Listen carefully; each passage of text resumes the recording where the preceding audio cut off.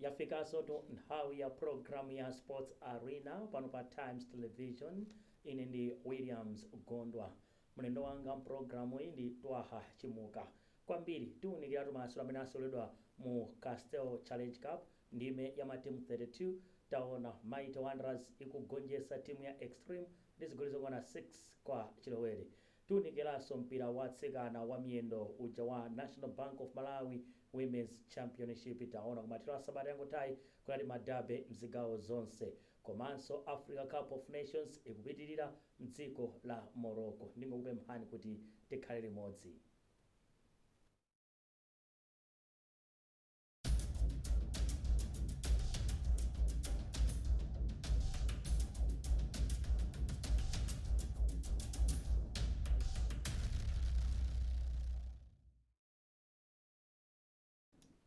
Monga ndinakamba kumayambira program ya Sports Arena kuti andijoyina Twaha tikulandira pano pa Times Television. Ndikwa kuti no pang'ono poka tikuwafira be kuti tili ku off season ndikhulupirira kuti chaka chammawa sitipangaso zomwe tapangazi. Zonena kuti we allow league kuti ite kena kuti zisewera ma cup games after the league. Technically what we are saying is kuti ma cup games ndi yamphamvu kwambiri kuposa league. So pena or even kama kuti game yako tikumona ngati akusewera friendly, zimakutengera kuti upange no adjust kuti kuti ndi serious competition yet. So yeah, tumapanga befiru kunena kuti anthu ifeyo tili ku off season, komabe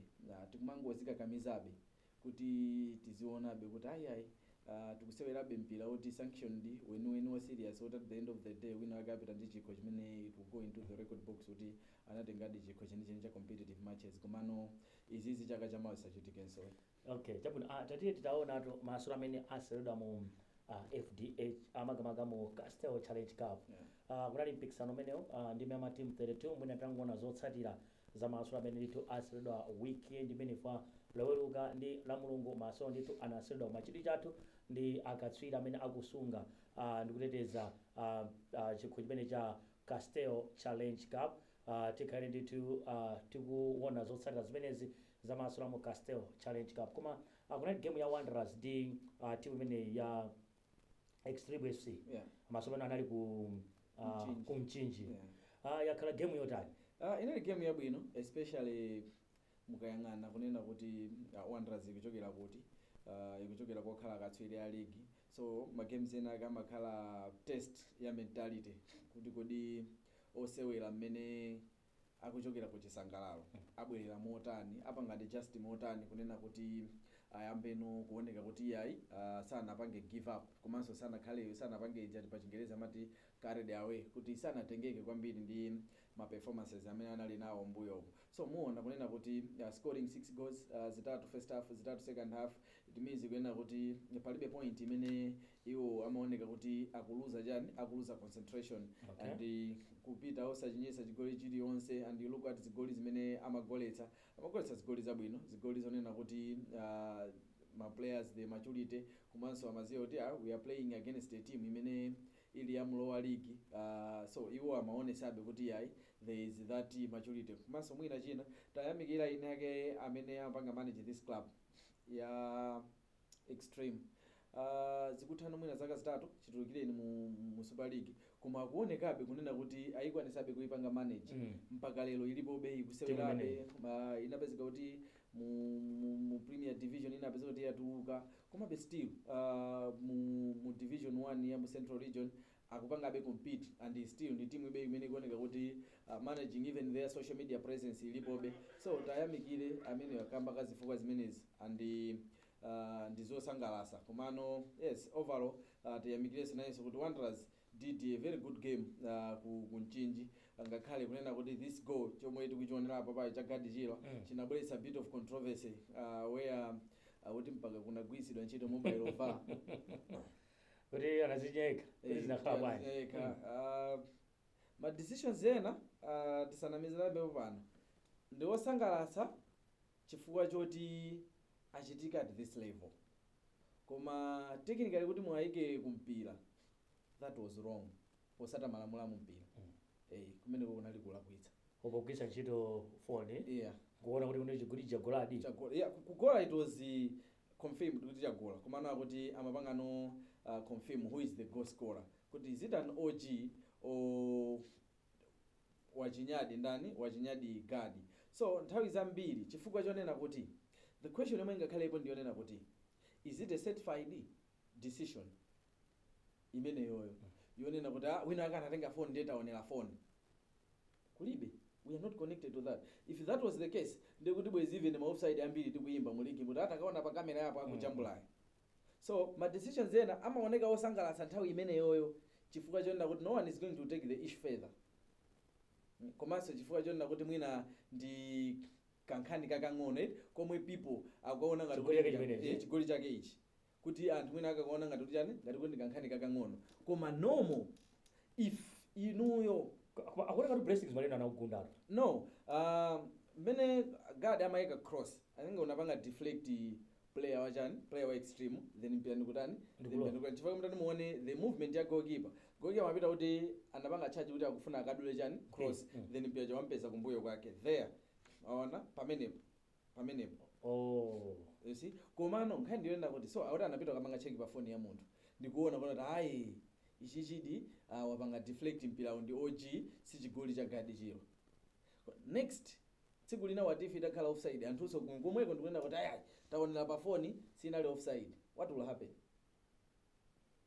So make sure kuti ma precedences amene you are setting you should be able to take responsibility next time. Otherwise lero lino izizi apa panthu tuzonera chifukwa choti zachitikira timu ngati extreme chigoli chimene ichi pano kanaona tione pa phone ngati chigoli timpase gadi chiro akapera ayi. Think of kunena kuti okay let's assume scenario yomweyi okay ikhale scenario yomweyi ikhale kuti it's a final game and chigoli chitika chichosa kwa gadi sakhala top goal scorer kapena chigoli chikampasa gadi akhala top goal scorer and then akapikisa ndi team lese ngati ya Silver Strikers or ya Bullets what will happen. And then we go ngana tapanga check pa phone iyi then apapata tapanga confirm kunena kuti ndi chani tapanga confirm kunena kuti ndi mwakuti. So my decisions awawa yes ababa it's fair and good maganizo mwathu kuti azachitika zatha it's okay koma bwana chifukwa chake even VAR chisiri mzigo lina lilonse even goal line technology siri mzigo lina lilonse you have to be certified first.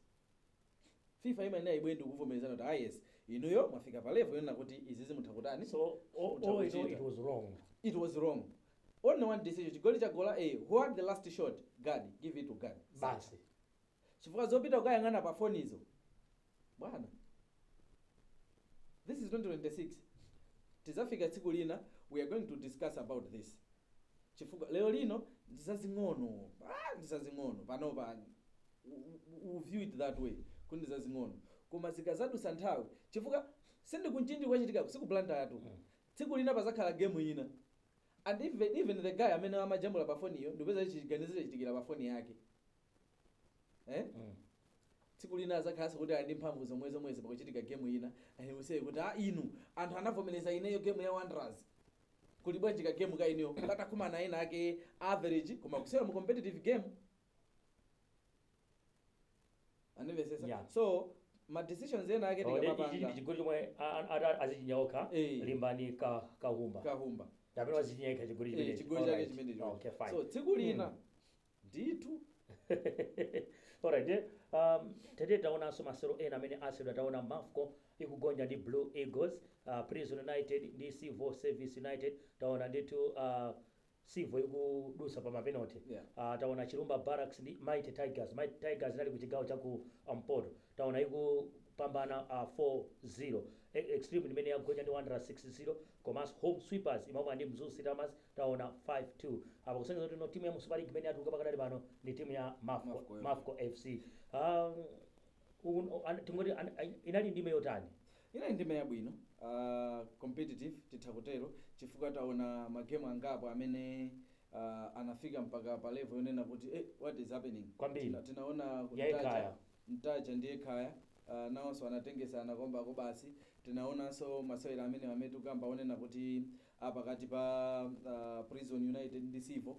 anaonekanso kuti nawonso anatengesana. In fact imene nde it was even worse chifukwa it was goalless mu 90 bolanso yaku Balaka tinaona zigoli zokongola sana mizanepo pano bwana kuna chidwe zigoli ku Balaka ya Ekhaya ndi Ekhaya ni Ntaja United yes anthu amachina zigoli fine tinaona Ekhaya inazatsogola yeah Moses Banda anachina kuchokera patali nayenso chigoli kenako Ntaja inabweza koma chigoli chimene inabwezera Ntaja okay chimene chine chabwino kwa basi very nice goal ndi inazatsogola so Ntaja Ntaja very nice goal so mwina pana zangoonetsano kusiyana especially chigoli chimene anachinya Clever Chikwata chomaliziracho or even somewhat chimene inachinya nayonso Ntaja chachiwiri choyamba creativity at its best because he beat players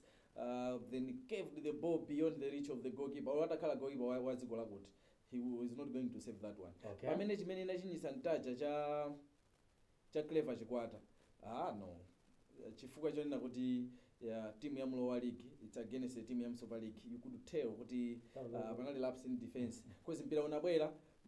Clever Chikwata analipo yekha kuti anachita kupanga decide kuti mpira ndi uhede motani because panalibe aliyesa amene amamaka palibe aliyesa amene amampa 7 pressure nthawi zina umangompasa munthu kungonjejemesa munthu chamatero umangonjejemesa munthu koma analibe aliyesa onjejemesa then he headed it in kupanga kuti ikhale 2-2 koma very beautiful goals of course inayinso ya Wanderers ndi Extreme ndakonso taonako zigoli zokongola taona zigoli zingapo zimene well taken beautifully taken koma I think chimene anachinya player wa Ntaja it was a very beautiful goal chabwino nde mmenemo ndimene masewero ayendera mu Castel Challenge Cup 2025-2026 round of 32 kuyamba ndi kumathero asabata yangotai Kamuzu Barracks kugonjetsa Ntaja United Ntaja Rangers 5-1 Ntaja United kugonja ndi Ekhaya pama penalty taonanso Lufita ndi Karonga United akulepherana 1-1 kwa mu 90 minutes yali 1-1 kwa mapenalty apambana ndi Karonga inakumanizana nazo yes Lufita so ndi timu yabwino kwa basi okay basically kwathu kunoko technically Williams talent tili nayo okay talent ndi tili nayo komano nkhani imene makhalapo ndiona kuti how we administer mpira wathu ndimene zimatikanika chifukwa chonena kuti palibe ka pyramid kathu kamayamba kunyamuka kenako timabwesana ma personal interest kamayamba nokutani kamayamba nokuonongeka kampira wathu so muona kunena kuti Lufita anthu akuyamika kuti it's a good team home sweepers isi omwe makuma naso ndizo zilama a good team unso nayenso Ntaja tikuiziwa Prison nayenso tikuiziwa however challenge ino imabwera ponena kuti okay kuti ma players amene akuoneka matimu awawamo komanso kuti matimu at the end of the day collectively see how they have played in this competition yes. This is a round of 32 season competition ikatha matimu amene wapindula chani atulukamo ndi ndalama zonena kuti they can manage kusunga ma player aja komanso they can manage not chabwino ma player ali apo koma timu yokuti ipitilire zitheka chifukwa kwanza tukuja muona kunena kuti you saw game ya Mkarabao Grimsby United masewera ndi Grimsby Town inkasewera ndi Maniu iwo ajao pamene pajapo their only target inaliona kuti ife tisewere ndi bigger team one we make money through chani anthu osawanira mpira koma that is not the main target. Their main target is the moment tasewera ndawo tafika this level kandalama kena katani kabwera and kandalama komwe kati abwereko tikagwirisa ntchito to build chani the team pamene ifeyo kunoko muona kwenda kuti these teams apapa atuluka zawo zathira pati zathira pamenepo koma they go to this level what have they benefited the kumayambiriro exposure as a team yayiko zathira pamenepo tikanakhala kunena kuti there is that system kuti tinaipanga set system yetu jamunjanena kuti matimu aja they should fight kuti okay ife tifike round of 32 tifike round of 16 tifike quarter final chifukwa chino tikafika quarter final let's say tituluka ndi or let's say 20 million bwana mwibaselo lino 20 million Lufita ndio basi ajira season yonse yamawa akhala kuti ali ndi nzeru zoyambira koma apezeka kuti mwina afika mmene momo akutuluka ndalama zingati mwina ngati zingakhale 1 million bwana 1 million or even ma allowances ama players singakwane ikwana so chimene chimene chimatipangisa kuti tsogolo lija likhale latani ladukira panjira chabwino. and china we have a bad system especially ukuku tikamakula the team will produce ma players I know pano patili mu scenario ya transfer mpira wa Malawi okay ngakhale kuti yes ena they will not be transferred mwina ake ena they will be transferred kuma sasewera nangasita ipanga prolong dala season muona kwena kuti I have had my scenarios amene I know kuti this team ikufuna kugula player wakuti koma the team imwe ikufuna kugula ikuyimbira team yakuma ifusa kodi ma player ali ma contract really your my team am Super League mufusa na mafosa amene what do you want to say you want to say when that player yo contract yake ingotha ife ngotenga wauzo yet this guy is apanga develop this player so chimene china sachimatani chimapha mpira wa ku Malawi mama oti talemekeze ma teams aja they have developed that player tabwezereke nakake hayi we want to just get that player kuti mukwati faza chitikira babamo ngati Lufita inali penalty karonga 1-1 noti kuti maplaya abwe sikulephera ena aka awiri atatu ina karonga inapanga hodi sivo salephera ena ake maplaya abwe kumeneko maona so tikiyenera kukhala kwena kuti even extreme they played wonders sikuti wonders they didn't see someone amuonako ina ake kuti or even kuti anoti takuntenga tikampanga inecha kuti reserve koma at the end muona kuti atakungobwera player chongomulankhula kumbali ayo ife ndi wonders ungasaina contract ngati so at the end of the day yes zioneka zabwino kuti mukwatu koma the whole system ya mpira yaphwasuka amenepo chabwino kutheka kuti enano mukungoti joina kumene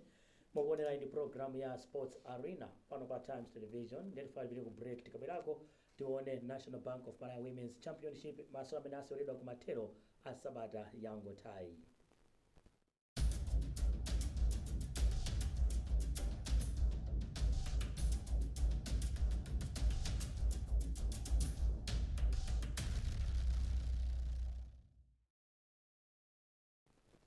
Talowa gawo lachiwiri la program ya Sports Arena ndi tili mkati mwa Castell Challenge Cup